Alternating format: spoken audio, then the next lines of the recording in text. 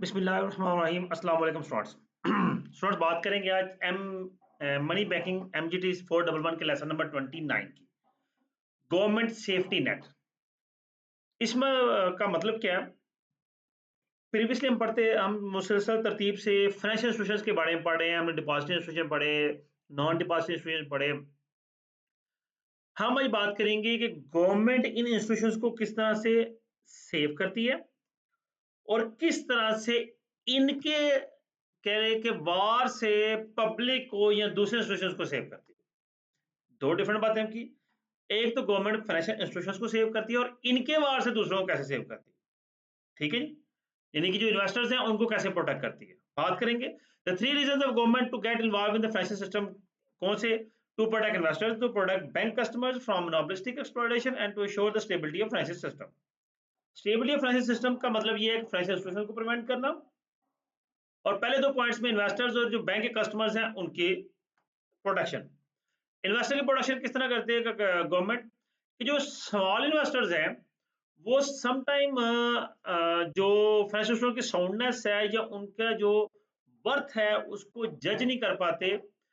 तो in practice only force of law insures the banks integrity, thus investors rely on government to protect them from mismanagement and malfeasance. होता basically क्या है कि banks जो बड़े इदारे होते हैं वो अक्सर छोटे इदारों को खा पी जाते हैं। खा पी जाने से क्या मुराद है कि अब देखिए एक बैंक है, बड़ा इदारा है। हम मिसाल ले लेते हैं, ये जो है मुस्लिम कमर्शियल बैंक है, या हबीब बैंक है, यूनाइटेड बैंक है, ये बड़े इदारे हैं। छोटे इदारों में कह लें आप जीएस बैंक कह सकते हैं और बैंक ऑफ खैबर कह सकते हैं, ये छोटे बैंक हैं। अब बड़े इदारे क्योंकि ये इनके कंपटीशन में आ रहे हैं, आहिस्ता-आहिस्ता ग्रो कर रहे हैं, तो बड़े इदारों के लिए ये एक थ्रेट भी है। तो बड़े इदारे क्या करेंगे, वो वेरी लो इंटरेस्ट रेट पे लोन देंगे, डिपॉजिट हाई इंटरेस्ट पे ले लेंगे ताकि लोग किसी और बैंक के पास ना जाएँ। क्यों? क्योंकि वो मार्केट को कैप्चर करने की कोशिश करेंगे। अब गवर्नमेंट इसे किस तरह से प्रिवेंट करती है कि जो स्टेट बैंक है, जो सेंट्रल बैंक है, वो मॉनेटरी पॉलिसी इश्यू करता है। मॉनेटरी पॉलिसी से क्या होता है कि मॉनेटरी पॉलिसी में ये मेंशन है कि कम से कम किस रेट पर बैंक ने लोन देना है और कम से कम मैक्सिमम कितने रेट पर बैंक ने डिपॉजिट लेना है। जब बैंक ने रिस्ट्रिक्शन रख दी तो उसमें एक गैप है, वो गैप कोई बैंक एलिमिनेट नहीं कर सकता, सेट असाइड नहीं कर सकता। तो फिर जो छोटे बैंक्स हैं उनके लिए भी अर्निंग का सोर्स कायम रहता है। प्रोटेक्शन ऑफ मोनोपोली, अब यही बात इन्वेस्टर्स में आती है। जो बड़े इन्वेस्टर्स हैं वो छोटे इन्वेस्टर्स को काम नहीं करने देते, तो गवर्नमेंट उनको प्रिवेंट करती है। Protection from monopolistic exploitation. Monopolistic, ये बात यहाँ पे जो बात प्रीवियस मैंने बताई है वो यहाँ पे फिट होती है, दोनों में ये चीज आ गई। स्टेबल फाइनेंशियल सिचुएशन, अब इसमें क्या है, liquidity risk and information asymmetry indicate the instability of financial system। अब क्या है कि जो लिक्विडिटी रिस्क है वो बैंक का तो हाई बड़ा अच्छा खासा होता है। अब यहाँ पे ये देख लें कि जो मैंने पिछले क्लास में जो पिछला लेक्चर था उसमें भी ये बात बताई कि बैंक्स को जो स्टेट बैंक है, जो सेंट्रल बैंक है, वो प्रिवेंट कर रहा होता है। सेंट्रल बैंक गवर्नमेंट का तो अल्टीमेटली क्या है, गवर्नमेंट प्रिवेंट कर रही है। बैंक्स के लिए लिक्विडिटी रिस्क बहुत हाई होता है। अगर बैंक के जो कस्टमर्स हैं वो बैंक से पैसा लेने चले गए हैं और कोई रूमर फैल गया और सारे पहुंच गए हैं, तो बैंक के पास फर्स्ट क्या है प्रायोरिटी, उसने दूसरे फाइनेंशियल इंस्टीट्यूशन से शॉर्ट पीरियड के लिए लोन लेना है। अगर वो ये काम नहीं कर सका तो एट लास्ट फिर उसे गवर्नमेंट के पास जाना पड़ता है, जो कि लेंडर ऑफ लास्ट रिजॉर्ट है, कि जब सारे दरवाजे बंद हो जाएगा तो at the end government support करने के लिए, बैक करने के लिए मौजूद है। नेक्स्ट आता है जी unique role of deposit institutions. अब इनका यूनिक रोल क्या है कि देखें, सबसे पहली चीज कि वो आपके पैसे की सिक्योरिटी है।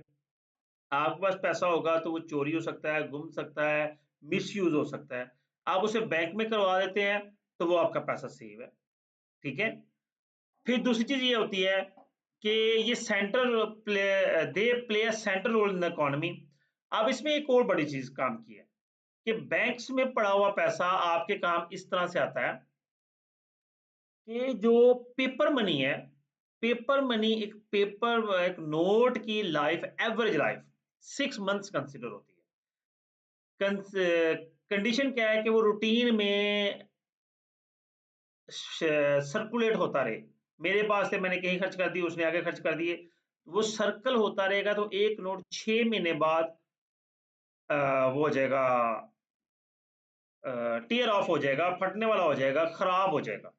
बैंक के पास जब वो नोट जाता है तो स्टेट बैंक की इंस्ट्रक्शंस है कि बैंक पुराने नोट जारी नहीं करता। यानी कि जो पुराने खराब नोट या टेप लगे हुए नोट बैंक के पास आते हैं, बैंक को इंस्ट्रक्शन होती है वो नोट की वो कॉपी, वो जो 100 नोट्स का बैग बनाएगा, वो सेपरेट बनाएगा ताकि वो स्टेट बैंक को पहुंचाए और वहां से न्यू नोट ले ले। ठीक है, 6 महीने बाद वो नोट डिसा होगा। आप देखें, एक 10 का नोट बनाने में भी कम से कम बैंक को 2 से 2.5 रुपए स्टेट बैंक को, गवर्नमेंट को खर्चा आता है। तो वो 2.5 रुपए एक नोट फटने से जाया हो गए। अब पेपर मनी नहीं होगी, बैंकिंग ट्रांजैक्शन होगी, प्लास्टिक मनी यूज होगी, बैंक मनी यूज होगी, जैसे कि चेक्स वगैरह है, तो गवर्नमेंट का पैसा जाया। दूसरा आता है, banker also prone and runs, they hold illiquid assets to back the liquid liabilities. Promising, अब देखिए मेरे पास एक्सेस कैश पड़ा हुआ है, मैं उसको बिल्कुल यूज नहीं कर रहा, मैंने घर में अपने सेफ में रख दिया हुआ है, तो मैं उसको अगर बैंक में भेज दूंगा तो वहां से मुझे भी कुछ ना कुछ रिटर्न आ जाएगा और बैंक आगे उसको लोन देकर उसको सर्कुलेशन में लाकर उससे पैसा अर्न करेगा। तो पैसा आपका मार्केट में सर्कुलेट होता रहेगा, यानी कि बैंक एक अच्छा सर्कुलेशन वे है एक साइकिल कंप्लीट करने के लिए, जो कि पैसे से पैसा बना रहा है। नेक्स्ट आता है government as a lender resort. The best way to stop the bank failure from turning to panic to make solvent solutions, ये वही बात जो मैंने पीछे बताई है कि बैंक को फेलियर से बचने के लिए, उस पैनिक से बचने के लिए बैंक दूसरे इदारों से शॉर्ट टर्म लोन लेता है। लेकिन अगर बैंक को वो लोन नहीं मिला या लेने के बावजूद बैंक की वो रिक्वायरमेंट मीट नहीं हो रही, तो फिर एट द एंड गवर्नमेंट जो है, जो सेंट्रल बैंक है, वो ऑफिशियली उसको सपोर्ट करता है, उसको अपने इस क्राइसिस से निकलने में हेल्प करता है। Problem created by bank safety net. Protected depositors have no incentive to monitor their bank's behavior. Knowing this, banks take on more risk than they would normally. अब डिपॉजिटर को जो प्रोटेक्टेड गवर्नमेंट प्रोटेक्ट करेगी, investors को protect करेगी, तो ultimately इसका भी bank पर एक प्रेशर आता है। ठीक है, तो समटाइम बैंक कभी कभार मॉरल हैजर्ड्स हो जाते हैं। ठीक है, जिसका बैंक को कम समटाइम नुकसान होता है। Some banks are too big to fail, meaning their failure would cause havoc in the financial system. बड़े बैंक जिनका सेटअप बहुत बड़ा है, आप इसकी एमसीबी की मिसाल ले लें, एचबीएल की मिसाल ले लें, यूबीएल की ले लें, इनका सेटअप बहुत बड़ा है, बहुत ज्यादा बड़ा चीज है। अगर ये बैंक का फेलियर होता है, ये बैंक बैंकरप्ट होता है, तो सोचिए कितना बड़ा पैनिक क्रिएट होगा आपकी इकोनॉमी के अंदर। उसके बाद बात करेंगे जी, regulations and supervision of financial institution, financial system. Simple सी बात है कि जो मैंने आपको पहले भी बताया, अब चूंकि ये स्टैंडर्डाइज बुक है तो उसमें मॉनेटरी की टर्म तो नहीं आएगी, लेकिन हमारा जो स्टेट बैंक है वो मॉनेटरी पॉलिसी जारी करता है। इस पॉलिसी के अंदर क्रेडिट सर्कुलेशन को कंट्रोल किया जाता है, और ये क्रेडिट सर्कुलेशन ही बैंक की सेफ्टी की और दूसरे मामला की वजह बनते हैं। अब बात है, examination provide detail information of the firm operations, regulatory requirements are design. आप देखिए ये सारे मामला बैंक, स्टेट बैंक प्रोवाइड करता है कि ये आपने किस तरह लोन देना है, किस तरह चेक करना है किसको लोन दे रहे हैं, क्या मामला हैं। Once bank is operating, other regulations control the asset, the amount of capital, makes information about, यानी किस तरह सारी इंफॉर्मेशन कलेक्ट करनी है, किस तरह बैलेंस शीट अपनी तैयार करनी है, ये सारी चीजें गवर्नमेंट सुपरवाइज कर रहा था। State bank of Pakistan is supreme regulatory authority of banking sector, ये सुप्रीम रेगुलेटरी अथॉरिटी है बैंकिंग सेक्टर की, और हर बैंक के लिए स्टेट बैंक के पास लिस्टेड होना मैंडेटरी होता है। Asset holding restrictions and minimum capital, जी अब एसेट होल्डिंग रिस्ट्रिक्शंस भी होती हैं बैंक की, कि बैंक कितना रिजर्व पास रखेगा, कितने बैंक के पास एसेट्स होंगे। अब देखिए मैं एक छोटी सी मिसाल देता हूँ, बैंक के पास इतना पैसा है, इसके बावजूद मेरा ख्याल है बैंक की 90+% ब्रांचेस जो हैं, बाकी 95% प्लस ब्रांचेस जो हैं, वो ऑन रेंटल बेसिस होती है। मेरा ख्याल सिर्फ इसके हेड ऑफिस जो हैं वो शायद इनकी बिल्डिंग्स अपनी हो, बाकी इनकी हर बिल्डिंग रेंटल होती है। क्यों? क्योंकि इनको परमिशन नहीं है कि ये अपना एसेट परचेज करके उस पर बिल्डिंग बना के वहां पे अपना ब्रांच ओपन करे। अल्टीमेटली इनका खर्चा जो एक्सपेंसेस हैं रेंट की बेस पर वो बहुत बड़े लेवल पे होते हैं, लेकिन स्टिल रिस्ट्रिक्शंस होती हैं कि कितने ये एसेट्स अपने बना सकते हैं फिक्स एसेट्स। बैंक स्टेटमेंट में आपको फिक्स एसेट्स नहीं मिलेंगे।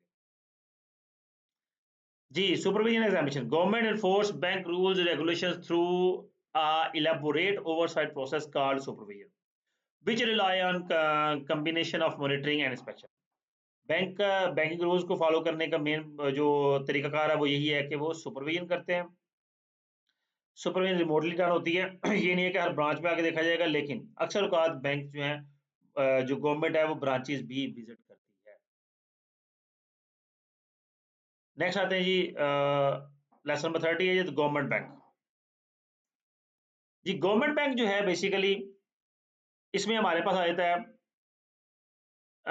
जो सेंट्रल बैंक होता है, जैसे पाकिस्तान के अंदर स्टेट बैंक ऑफ पाकिस्तान है। इंडिया की बात कर ले तो वहाँ पे सेंट्रल बैंक ऑफ इंडिया है, आई थिंक सो। तो हर मुल्क का अपना एक स्टैंडर्ड बैंक है। वो बैंक बैंकिंग रेगुलेशन तमाम मामलात को देखता है। The central bank occupies the privilege position, it has a monopoly in the issuance of currency. अब ये करेंसी इशू करने की इसमें मोनोपोली है, किसी बैंक को परमिशन नहीं होती करेंसी इशू करने की, सिर्फ सेंट्रल बैंक स्टेट बैंक ही करेंसी इशू करता है। Most central banks go about this by adjusting short term interest rates.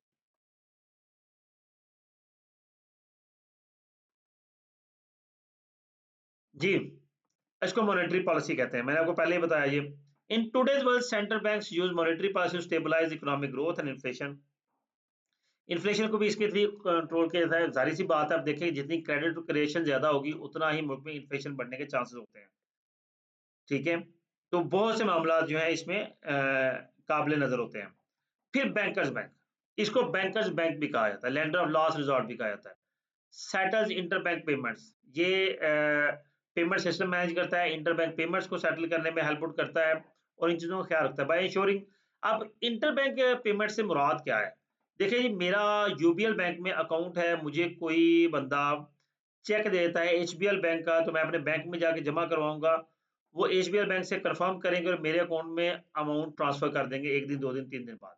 अब वो अमाउंट बेसिकली क्या होगा कि बैंक स्टेट सेंट्रल बैंक जो है वो एक क्लियरिंग हाउस की फैसिलिटी प्रोवाइड करता है, जो कि बैंक्स की आपस में अमाउंट को सेटल करने में हेल्प आउट करता है। By showing that sound banks and non-financial and financial intermediaries can continue to operate, the central bank makes the whole financial system more stable. Bank इस चीज को ख्याल रखता है कि बैंक्स और दूसरे फाइनेंशियल इंटरमीडिएट जो है वो अपने मामला किस तरह कंट्रोल करेंगे, वो फाइनेंशियल सिस्टम को स्टेबल रखने की कोशिश करता है। नेक्स्ट आ जाएंगे जी primary objective all central banks. All central bank का प्राइमरी ऑब्जेक्टिव क्या है? कि स्टेबल और लो इन्फ्लेशन हो, रियल ग्रोथ हाई हो, ठीक है, एम्प्लॉयमेंट हाई हो, फैशन मार्केट स्टेबल हो, इंटरेस्ट रेट स्टेबल हो, स्टेबल एक्सचेंज रेट हो। Instability in the any those would cause the economic wide economic risk. अच्छा खासा इकोनॉमिक रिस्क होता है इनमें से कोई भी चीज डिस्टर्ब हो। और पाकिस्तान में देखिए आजकल इंटरेस्ट रेट भी डिस्टर्ब है, एक्सचेंज रेट भी डिस्टर्ब है, इन्फ्लेशन बहुत आई है, ठीक है, ग्रोथ रेट बहुत कम है। ये सारे मामला पाकिस्तान में डिस्टर्ब चल रहे हैं। The job of central bank is to improve general economic welfare of managing reducing systematic risk. अब क्या है सेंट्रल बैंक का कोशिश क्या है कि वो सिस्टमेटिक रिस्क को रिड्यूस करे। अब बेसिकली क्या है, देखें सिस्टमेटिक रिस्क, रिस्क मैं पहले भी कहीं बता चुका हूं, रिस्क जो है वो दो तरह के होते हैं। एक सिस्टमेटिक रिस्क होता है, एक अनसिस्टमेटिक रिस्क होता है।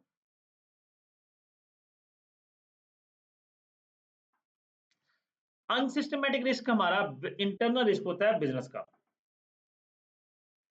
तो ये कंट्रोलेबल होता है।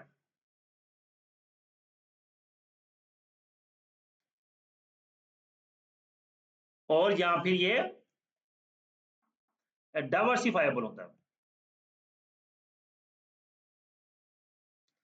सिस्टमैटिक रिस्क मार्केट रिस्क होता है जो अनकंट्रोलेबल एंड अनडाइवर्सिफाइड होता है।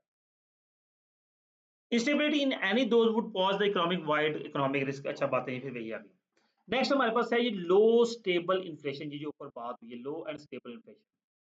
इसको थोड़ा-सा मैं यहाँ पे आपको बता दूँ, लेकिन इंशाल्लाह नेक्स्ट क्लास में हम, चूँकि ये टॉपिक ही है लो स्टेबल इन्फ्लेशन, पूरे का पूरा लेसन है, high stable growth rate, inflation को डिस्कस कर लेते हैं। मेरा ख्याल है तो बाकी फिर नेक्स्ट क्लास में इंशाल्लाह डिस्कस करेंगे।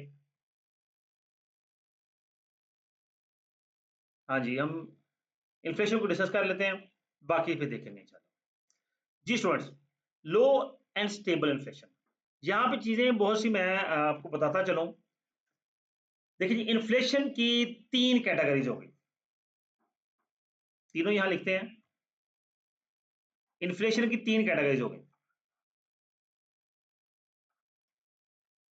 हाई इन्फ्लेशन हमेशा अनस्टेबल होती है। लो इन्फ्लेशन स्टेबल इन्फ्लेशन होगी। जीरो इन्फ्लेशन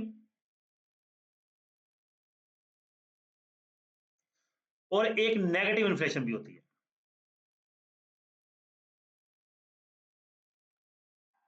इन चारों चीजों को अगर आप ध्यान से सुन लें तो आपको सारी समझ आ जाएगी। देखिए जी, हाई इन्फ्लेशन आजकल हमारे मामला चल रहे हैं, प्राइसेस बहुत आई हैं, दिन ब दिन प्राइसेस इंक्रीज हो रही हैं, तो हमारी इन्फ्लेशन बहुत आई है। इन्फ्लेशन की बेसिक डेफिनेशन होती है rapid rise in prices. Prices में जो रैपिड राइज आता है, अनएक्सपेक्टेड राइज आता है, उसे इन्फ्लेशन कहा जाता है। अगर इन्फ्लेशन बहुत ज्यादा हो तो अल्टीमेटली क्या है, महंगाई होगी। महंगाई से जो कम इनकम वाले लोग हैं उनके लिए चीजें बाय करना मुश्किल हो जाएगा, और मनी की सर्कुलेशन इसमें ज्यादा होती है, और अल्टीमेटली लोग प्रॉब्लम में आ जाते हैं। दूसरी तरफ आ जाएं नेगेटिव इन्फ्लेशन। हाँ, इन्फ्लेशन हाई हो, प्राइसेस हाई हैं, तो उसमें कह लें कि नई इंडस्ट्रीज लगने के चांसेस होते हैं, लेकिन रियल टाइम तो मामला डिस्टर्ब ही होते हैं। नेगेटिव इन्फ्लेशन में क्या होता है, नेगेटिव इन्फ्लेशन का दूसरा नाम है डिफ्लेशन। इसमें पैसा ग्रो नहीं कर रहा, बिजनेसेस बंद हो रहे हैं, प्रॉफिट्स कोई नहीं हो रहे, लोग अनएम्प्लॉयड हो रहे हैं। नेगेटिव इन्फ्लेशन इतना बड़ा नुकसानदेह है।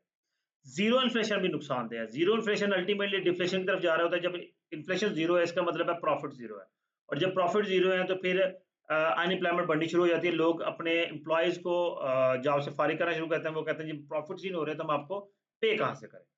जीरो इन्फ्लेशन ये मामला है। देखिए ना, जब प्राइसेस राइज ही नहीं कर रही तो आपका प्रॉफिट इंक्रीज नहीं करेगा, आपके हर चीज स्टेबल हो गई, जीरो हो गई, तो प्रॉब्लमेटिक हो गई। लो इन्फ्लेशन ये सूटेबल इन्फ्लेशन है। जो सिंगल डिजिट इन्फ्लेशन होती है, कह लें कि 3%, 4%, 5%, 6% जो इन्फ्लेशन होती है, दिस इज द वेरी, बल्कि इसको कहें कि ये आइडियल इन्फ्लेशन है। कि ऐसी इन्फ्लेशन में इकोनॉमी ग्रो कर रही है, बिजनेसेस ग्रो कर रहे हैं, बिजनेस अर्न कर रहे हैं, अनएम्प्लॉयमेंट कम हो रही है, नए बिजनेसेस मार्केट में आ रहे हैं, नई एंट्री हो रही है, कंपटीशन इंक्रीज हो रहा है, सारे मामला हो रहे हैं। This is the low inflation, और this is the best inflation. अब ये सारी चीजें जब आप पढ़ेंगे तो यहाँ पे यही बातें आपको लिखी हुई मिलेंगी। देखिए, zero inflation, furthermore if inflation is zero the employer wishing to cut labour would, ये सारी बातें जो मैंने बताई हैं यही आपको सारी मिलेंगी। हाई स्टेबल रियल ग्रोथ, हाँ, central bankers work to dump the fluctuation of business cycle. Booms are popular but recession are not.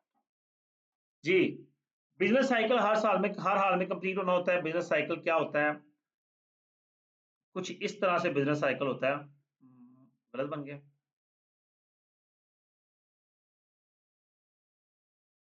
जी, ये बूम है जी, ये रिसेशन है, ये डिप्रेशन है सबसे नीचे, और ये फेज जो है ना, ये रिकवरी फेज है। देखिए, बूम बिजनेस टॉप पे होता है, हाँ, लोग पैसा कमा रहे हैं, हर चीज हो रही है। बूम बिजनेस जब रिसेशन की तरफ आया, बिजनेस डिक्लाइन की तरफ आना शुरू हो गया।